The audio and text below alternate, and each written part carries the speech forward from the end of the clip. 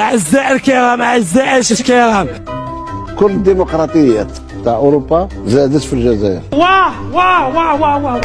الثوره الاسبانيه كانت هنا. لا بصح كاينه. لا الثوره اليونانيه كانت هنا. يديروها تجينا تدير مني دوله شموليه وما نعرفوهاش. لا لا لا لا لا لا. الجزائر موجودة منذ 2,200,000 سنة. رئيس ديوان وزارة الثقافة الجزائرية قال لك حاجة والواد الجزائر موجودة من قبل الديناصورات. خوتي يعني ضحكت في الارشيف، راني لقيت شنقريحه جده الاول خالد بن الوليد سيف الله المسلول. الشغل عامل ايه؟ الحشيش تمام؟ احنا الجزائريين اللي علمنا المشارقه اللغه العربيه. الجزائريين هم الذين حرروا تونس من النازيه. من بعد الانبياء والصديقين يجوا الشهداء، احنا عندنا ملايين من الشهداء اللي مع الله عز وجل، خاصه اللي بالك عندنا جدودنا هم الذين حرروا روما. الانسان اللي دار البلازما الاول هو جزائري في فرنسا. هم الذين حرروا لالزاس. انا شخصيا اكتشفت اركان السبعينيات. ما عندي ما يتسد. هم الذين حرروا ستراسبورغ، هم الذين حرروا باريس، وهم الذين حرروا ألمانيا من النصر. الكلمه الاكثر تداولا في العالم هي كلمه للاسم تاع واحد المدينه جزائريه. ليش دي؟ هذا سي لو ماسكارا، هذا لو ماسكارا كاع النساء في العالم يعرفوه وينطقوه بكلمه ماسكارا. لو ماسكارا هذا نسبه الى مدينه معسكر. على اللاعب هذا ميسي على حسب معلومات التوعية يقول لك الاصل تاعو جزائري. كاميرا واوا، كاميرا واوا، انا باشا واوا، انا باشا. الجزائر هي في روحها قاله. تسمية أسود الأطلس التي يتبناها المنتخب المغربي هي في الأصل، لو نعود للتاريخ للأصل، هي تسمية جزائري. نحن كجزائريين نطالبوا حتى فرنسا ببرج ايفل لانه بني بحديد الونزا. والجزائر استعمرت مصر منذ 120 سنه. يعني إذا كنتوا بتقولوا بقى مصر أم الدنيا، الجزائر جدة الدنيا. القوى الضريبه يا الخو. اي ديما الجيران ديالنا الاولين في كل شيء، هما القوى الاولى مغاربيا وعربيا وافريقيا واسلاميا ودوليا ووطنيا وكوكبيا وزحليا وقمريا، هما الواعدين في كل شيء. يعطيني محنة. الإنسان الأول لو بخوني أم نشأ في هذا البلد لما دخلت مغارة إيجانجاوين. إن دولة البرازيل اسمها مشتق من قبيلة توجد في ولاية مصيلة.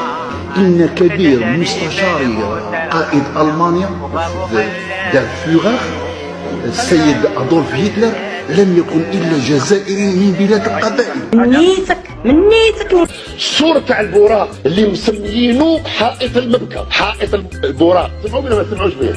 حائط البوراق بناه سيدي بومدين. طلع علينا في حي المغاربة حجرة حجرة والحجرة تاعنا.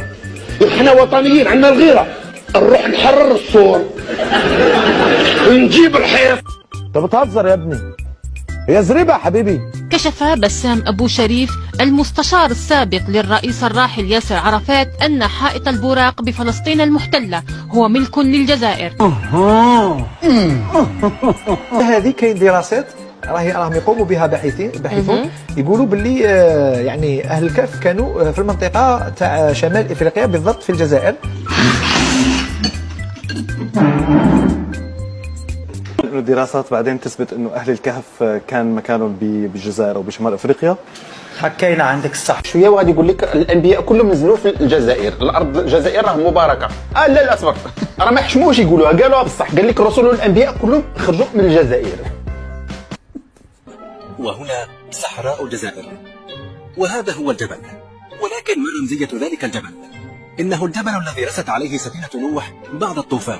أول استغفر الله العظيم. وذكر في التوراة باسم أرارات، وفي القرآن الكريم باسم الجودي، وفي اللغة الأمازيغية لغة سكان الصحراء الجزائرية والجزائر عموما، والمعروفة بالتفيناغ، يسمى الجبل بأدرار.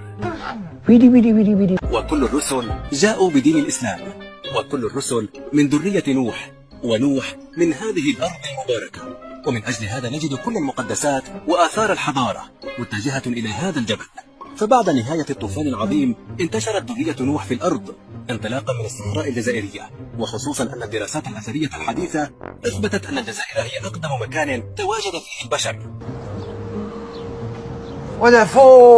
الجزائري هو الذي أهدى هذا الوطن لرسول الله صلى الله عليه وسلم بعد استرجاع السيادة الوطنية، فقال مرشد الجزائر مخاطبا رسول الله صلى الله عليه وسلم، خاطب رسول الله صلى الله عليه وسلم بعد الاستقلال: يا محمد مبروك عليك، الجزائر رجعت ليك. أربط السلوبية بركة. فإن الجزائري لم يجد أعز من رسول الله صلى الله عليه وسلم ليهدي إليه تراب الجزائر وسلاوة ماء الجزائر وتاريخ الجزائر.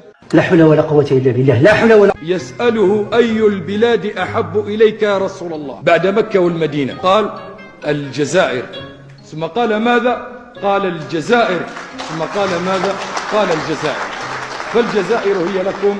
ودي أحشمكم نقول عيدي. هذه رسالة إلى جميع المسلمين في العالم. بسم الله ولنبدأ. إن مكة والمدينة المنورة في الجزائر.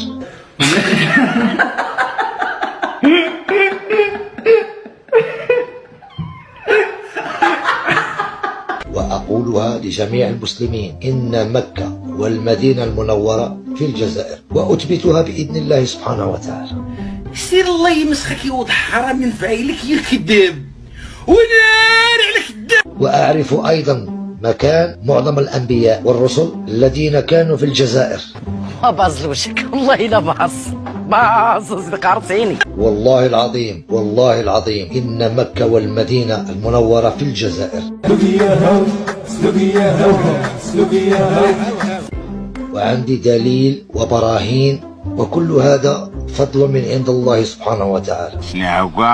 اليوم سأعطيكم برهان، أول برهان بأن مكة المكرمة في الجزائر. ما أعرف والله ما أعرف. وأنا أقولها أمام رب العالمين: حسبي الله ونعم الوكيل. فيش فايدة.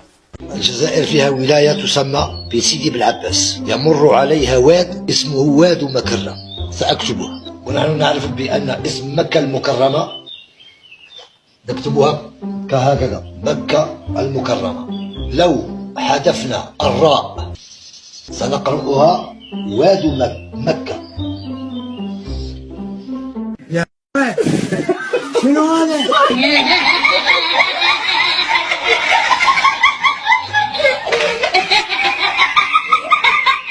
واد مكة. إذا حذفنا الراء مكة المكرمة. الله أكبر عليك! إيه الحلاوة دي؟